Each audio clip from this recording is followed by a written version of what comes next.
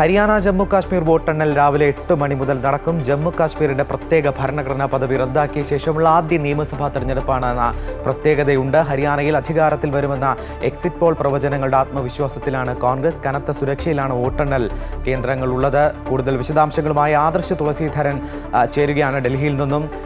ആദർശ, എന്താണ് ഈ തെരഞ്ഞെടുപ്പുമായി ബന്ധപ്പെട്ട് കൂട്ടിച്ചേർക്കാനുള്ള വിശദാംശങ്ങൾ? നമുക്കറിയാം, ആദ്യം ജമ്മു കാശ്മീർ തന്നെ പരിശോധിക്കാം. ജമ്മു കാശ്മീരിൽ 370 ആർട്ടിക്കിൾ റദ്ദാക്കിയ ശേഷം നടക്കുന്ന സുഗമമായ ഒരു തെരഞ്ഞെടുപ്പ് പ്രക്രിയയായിരുന്നു ഇത്തവണ നടന്നത്. വലിയ പ്രതീക്ഷയിലാണ്. ഈ എക്സിറ്റ് പോൾ ഫലങ്ങൾ സൂചിപ്പിക്കുന്നതനുസരിച്ച് തൂക്ക് മന്ത്രിസഭയ്ക്കാണ് അത്തരത്തിലുള്ള ഫലങ്ങൾ സൂചന നൽകുന്നത്. എന്താണ് ജമ്മു കാശ്മീരിലെ തെരഞ്ഞെടുപ്പുമായി ബന്ധപ്പെട്ട് നൽകാൻ കഴിയുന്ന വിശദാംശങ്ങൾ? ആദ്യം ജമ്മു കാശ്മീർ നിയമസഭയിലേക്ക് നടന്ന തെരഞ്ഞെടുപ്പിൽ എക്സിറ്റ് പോൾ ഫലങ്ങൾ പറയുന്നത് ഒരു തൂക്ക് സഭ വരുന്നതിനുള്ള സാധ്യതയാണ്. എന്നാൽ ചില എക്സിറ്റ് പോളുകൾ അത് കോൺഗ്രസ് നാഷണൽ കോൺഫറൻസ് സഖ്യത്തിന് വ്യക്തമായ ഭൂരിപക്ഷം ഉണ്ടാകുമെന്നും പറയുന്നുണ്ട്. 90 സീറ്റുകളിലേക്ക് നടന്ന തെരഞ്ഞെടുപ്പിൽ വാശിയേറിയ മത്സരമാണ് നടന്നത്.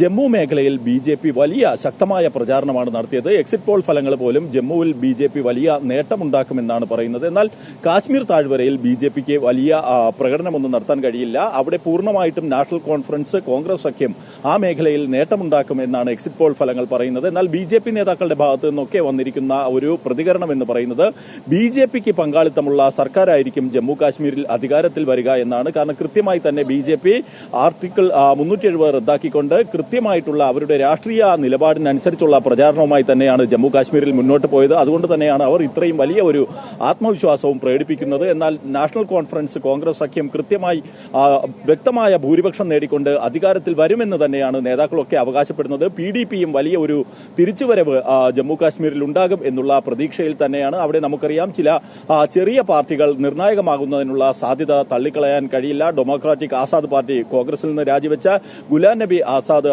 രൂപം നൽകിയ, ഒപ്പം തന്നെ എഞ്ചിനീയർ റഷീദിന്റെ അവാമി ഇത്തിഹാദ് പാർട്ടി അടക്കമുള്ള പാർട്ടികൾ, സജാദ് ലോണിന്റെ പീപ്പിൾസ് കോൺഫറൻസ് ഒക്കെ ശക്തമായി തന്നെ കാശ്മീർ താഴ്വരയിൽ മത്സരരംഗത്തുണ്ടായിരുന്നു.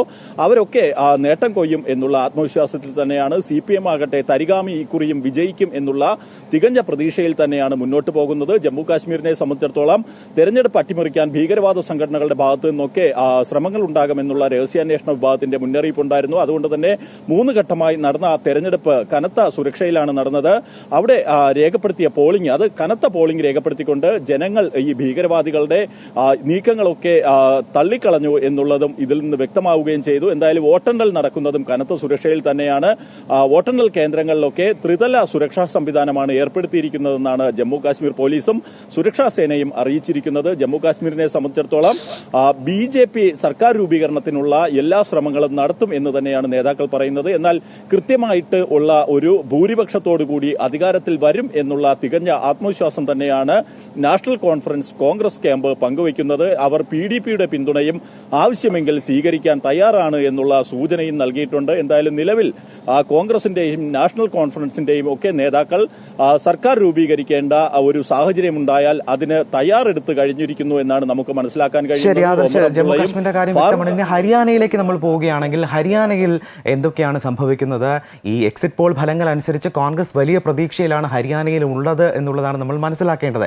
10 വർഷമായി BJPയുടെ ഭരണം നിലനിൽക്കുന്ന സംസ്ഥാനം. ഒപ്പം BJP അട്ടിമറിച്ചുകൊണ്ട് കോൺഗ്രസിന് വിജയം സുനിശ്ചിതമെന്നൊക്കെ കോൺഗ്രസ് നേതാക്കൾ അവിടെ പറയുന്നുണ്ട്. എക്സിറ്റ് പോൾ ഫലങ്ങളും കോൺഗ്രസിന് അനുകൂലമായ സാഹചര്യം തന്നെയാണ് അവിടെ നടത്തുന്നുള്ളത്. പക്ഷേ ഈ കൃത്യമായ രീതിയിൽ ഭരണവിരുദ്ധ വികാരമൊക്കെ നടത്താൻ കോൺഗ്രസിന് സാധിച്ചിട്ടുമുണ്ട്. പക്ഷേ മറുവശത്ത് BJPയും വലിയ ആത്മവിശ്വാസം അവിടെ പ്രകടിപ്പിക്കുന്നു. എക്സിറ്റ് പോൾ ഫലങ്ങളല്ല യഥാർത്ഥ ഫലങ്ങൾ എന്ന സൂചനകൾ അവർ നേരത്തെ തന്നെ പറഞ്ഞു. എന്താണ് ഹരിയാന നിയമസഭാ തെരഞ്ഞെടുപ്പുമായി ബന്ധപ്പെട്ട് നമുക്ക് നൽകാൻ കഴിയുന്നത്?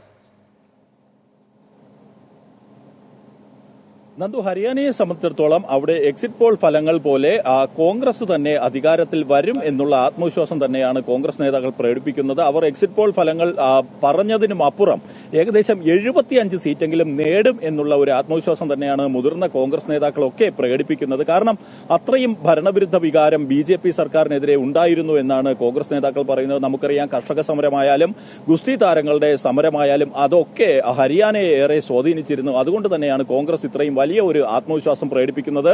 ജാതി സമവാക്യങ്ങൾ നിർണായകമായ ഹരിയാനയിൽ ജാട്ട് ഇതര വോട്ടുകളുടെ കേന്ദ്രീകരണം BJPക്ക് അനുകൂലമായി ഉണ്ടാവും, അത് BJPക്ക് ഗുണം ചെയ്യും എന്നുള്ള ഒരു കണക്കുകൂട്ടലിലാണ് BJP നേതൃത്വം മുന്നോട്ട് പോകുന്നത്. അതുകൊണ്ട് തന്നെയാണ് അവർ എക്സിറ്റ് പോളുകൾ ആയിരിക്കില്ല യഥാർത്ഥ ഫലം എന്ന് പറയുകയും ചെയ്യുന്നത്. കാരണം കോൺഗ്രസ് അവിടെ ജാട്ട് വോട്ടുകളെ സ്വാധീനിക്കുന്നതിനുള്ള ശ്രമമാണ് നടത്തിയത്. അവർ അക്കാര്യത്തിൽ വിജയിച്ചു എന്ന് തന്നെയാണ് എക്സിറ്റ് പോൾ ഫലങ്ങളിൽ നിന്ന് മനസ്സിലാക്കാൻ കഴിയുന്നത്. അങ്ങനെയെങ്കിൽ എക്സിറ്റ് പോൾ ഫലങ്ങൾ ശരിവെക്കുന്ന വിധത്തിൽ കോൺഗ്രസ് അധികാരത്തിൽ വരുന്നതിനുള്ള സാധ്യതയുണ്ട്. അതേസമയം BJPയെ സംബന്ധിച്ചിടത്തോളം അവർ നടത്തിയ നീക്കങ്ങൾ അത് കൃത്യമായിട്ടും അവർക്ക് അധികാരത്തിലെത്തുക എന്ന ലക്ഷ്യത്തോടുകൂടി തന്നെയായിരുന്നു. അതുകൊണ്ട് തന്നെയാണ് അവർ ഈ ഭരണവിരുദ്ധ വികാരം, ഒപ്പം ആം ആദ്മി പാർട്ടിയുടെ സാന്നിധ്യം, INLDയുടെ സാന്നിധ്യം, ജനനായക ജനതാ പാർട്ടിയുടെ സാന്നിധ്യം, ഇതൊക്കെ കോൺഗ്രസിന് അനുകൂലമായ വോട്ടുകൾ ഭിന്നിപ്പിക്കുമെന്നും ഈ BJP നേതൃത്വം കണക്കുകൂട്ടുന്നത്. നന്ദു.